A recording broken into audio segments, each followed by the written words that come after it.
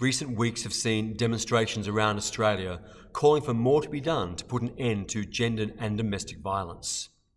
The federal government has announced an action plan, but has also been criticised for not providing enough funding in the recent budget. More certainly needs to be done for support services, and more education is also needed. But there's a piece of the solution, I think, which can be found in church teaching, which is often overlooked. And it starts here with today's feast day of the Holy Trinity. This homily is one which which is a very delicate subject, so I want to be really careful with my language. So this is a homily actually I will be reading off a script. And this is a script which I have actually worked through with my pastoral counsel, whom I sometimes ask for feedback on different subjects with. So I'm very grateful to them for their feedback and their honesty, but the work is my own, so I claim any problems or mistakes are certainly mine. So Pope John Paul II spoke about sex much more than you expect an elderly, celibate Polish man to do. And he said a lot more than just the no and don't you might have expected. Over several years, Pope John Paul laid out a vision of human sexuality which became known as the theology of the body. And he begins with the creation of man and woman in Genesis. In Genesis, we hear God say, "Let us make man in our own image." Now, the word man here is the plural, mankind, or better, humanity. But Pope John Paul also draws our attention to the unusual plural for God. Let us make man in our own image. Now, we know that Jews had only one God, and for them they fiercely defended their monotheistic position. The Lord your God is the one Lord, and you shall have no other gods before me. So what's going on here in this account? Well, we know that Genesis gives us a mythological account of creation. And by myth, I mean a story which reveals deeper truths. And so for us as Christians, we can see here a hint of Trinity, where God is not a him, God is certainly not an it, but God is an us. Let us make man in our own image. Traditional Christian teaching has focused on a static definition of the Trinity. One God, three persons, Father, Son, and Holy Spirit. One divine nature. Here's a three-leaf clover to demonstrate it.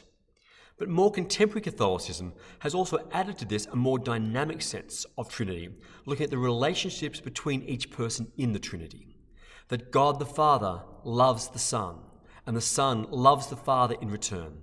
The Father sends the Son into the world, and the Son offers his life back to the Father on the cross, and then ascends to his side. Together they send the Holy Spirit into the world. The Holy Spirit infuses all creation to bring it back to the Father. And there is a total love, total equality, total mutuality between each member of the Trinity. And we are invited to be sharers in that divine life. And the Trinity, perfect and complete, overflows into creation. That is the creation of the world and the creation of us.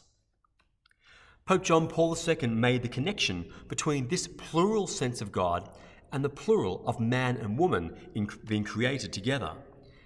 We as individuals are made in the image of God, but man and woman together are a more complete symbol of God in the Trinity.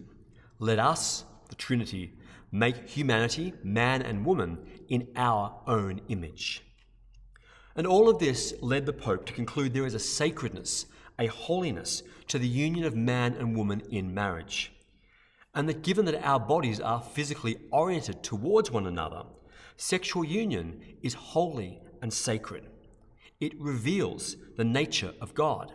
Therefore, it is the theology of the body. Total self-giving to each other and total reception of one another in lovemaking reveals the total giving and total reception of each member of the Trinity. And that, like the Trinity, it overflows into creation of life. Sexuality then becomes a language of love, which conveys love and commitment and openness to life. And in this context, the Church's traditional teaching makes sense, that marriage, where love, commitment, and openness to life have been vowed, have been promised to one another, is the right and best place for sexual intimacy. This is what is meant by the seemingly quaint term chastity. Chastity doesn't mean no sex, it means sex in its right place. And I want to propose that chastity contributes some protection from gendered violence. Listen to news reports how often we'll hear that violence is perpetrated by a former partner. And in our culture, we can assume that almost always means a former sexual partner. Sexual intimacy creates a bond, as it is meant to do. But when a relationship ends, the vestiges of that bond mean that some people will wrongly think that they have some ownership of the other or some entitlement to them still. This is not to say there is never violence in marriage, but the rates of intimate partner violence are higher amongst unmarried couples than married couples.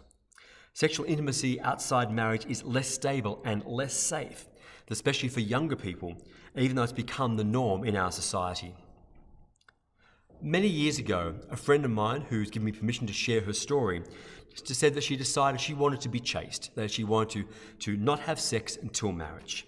And she said she would tell men this on the first date. And she said a few dates later, they realized she was serious about it and they gave up and left. That was until the man who is now her husband said, "Yes, okay, I will respect that and I will respect you for that." And then she knew if this man would respect her for this, he would respect her for other things as well. And 20 years later, they have a loving and strong and respectful relationship. For my friend, her commitment to chastity effectively filtered out selfish men, those who would not respect her or her choices. She had clear boundaries and communicated them well. Waiting for the right person isn't passive, it's full of active choices like hers. Our society's highly liberalised approach to sexual relationships has not created the empowering landscape of equality that our feminist foremothers had hoped for. Instead, it has made the world less safe for many women, emotionally and physically. With fewer cultural and religious norms to fall back on, expectations for relationships are often unclear. The erosion of boundaries can lead not to the freedom hoped for, but to confusion. In all of this, I must say that I'm not trying to blame victims. Nobody ever has the right to hurt or manipulate another person, in marriage, in family, in the workplace, in the church, in any relationship. Nobody ever deserves to be hurt. Respectful relationships are everyone's responsibility, men's as much as women's. And if you or someone you know has been hurt in this way, I will say that there are resources, links to resources in the parish newsletter. I'll put them in the description of this video. And if you're in our parish, I want to say, I am here for you. Please reach out for help. You are not alone. To return to the Trinity, this is our starting place for understanding who we are made to be. We are made by a good and loving God. Reflecting more and more on this anchors our humanity, anchors our sense of self. And the church's teaching on sexuality does have something to offer our world. The Christian vision of sexuality as a participation in the love of God gives it a dignity and offers perspective on the right and best place for it.